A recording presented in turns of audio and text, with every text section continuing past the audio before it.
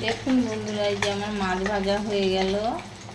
মাছ ভাজা আর কী দেখাবো, কী শেখাবো, সবাই মাছ ভাজতে জানে। রান্নাটা একটু সহজভাবে দেখাই, সবাই ভালো লাগবে। কারণ এখন সবাই কাজে ব্যস্ত, রান্নায় এত সময় দিতে চায় না, তাই রান্নাটা একটু দেখাবো।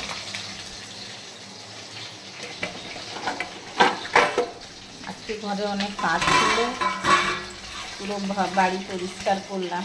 রান্নাঘর তো এই আমি গুছিয়েছি, দেখুন রান্নাঘর খুব অপরিষ্কার হয়ে গেছিলো, আমি ছিলাম না 20-22 দিন, তাই গুছালাম। আর একটু বাসন রয়েছে ধোবো। রান্না বসিয়েছি এক্ষুনি, কিন্তু দেরি হয়ে গেছে, কিছু করার নেই। সন্ধ্যের দিকে আমার একটু শক্তি কমে যায়, খুব শরীরটা খারাপ, তাই আমি এখন তরকারি করে রেখে দেই। রাত্রে চা, টিফিন, ভাত একটা করি, রুটি করি। আর আমার একটু সিদ্ধ ভাত বসিয়েছি, দেখুন। এই আমি পটলগুলো একটু শুকনো হয়ে গেছিলো, তাই ভেজে নিচ্ছি। আর এর উপরেই নুন হলুদ দিয়ে দেবো।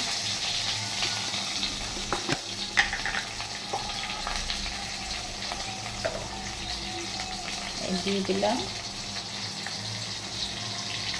আর একটু হলুদ দিয়ে দিলাম। প্রচণ্ড গরম পড়েছে তো, বেশি মশলা খাচ্ছি না আর রান্না করছি না। আর এইরকম রান্না ভালো, কালকে সিদ্ধ ঝোল করেছিলাম, দারুণ হয়েছে বলছে। যাই হোক, এই পটলটা আমি ভেজে নেব, তারপরে ঝোলটা তুলছি, দেখাচ্ছি আপনাদের। গ্যাসটা একটু সিম করে দিলাম। এই দেখুন, এই ধনে গুঁড়ো দিলাম একটু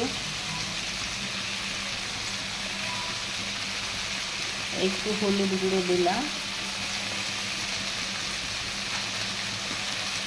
আর কিছু দেবো না।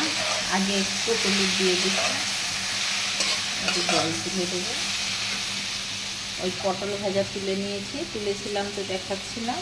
আর এই মাছ ভাজা দিয়ে দিলাম, একটু জল তুলে দেবো।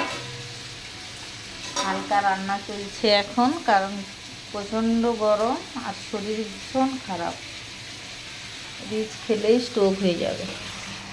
দেখুন আমি জল দিয়ে দিলাম পরিমাণ মতো, যতটা ঝোল খাবে ততটাই দেবে। নুন স্বাদ মতো দিয়ে দিলাম। এই যে একটু নুন কম খাই আমরা, মাঝে মাঝে নুন দিতেও মনে থাকে না, তাও ভালো লাগে, কারণ সবজির টেস্টটা পাওয়া যায়, এই জন্য ভালো লাগে।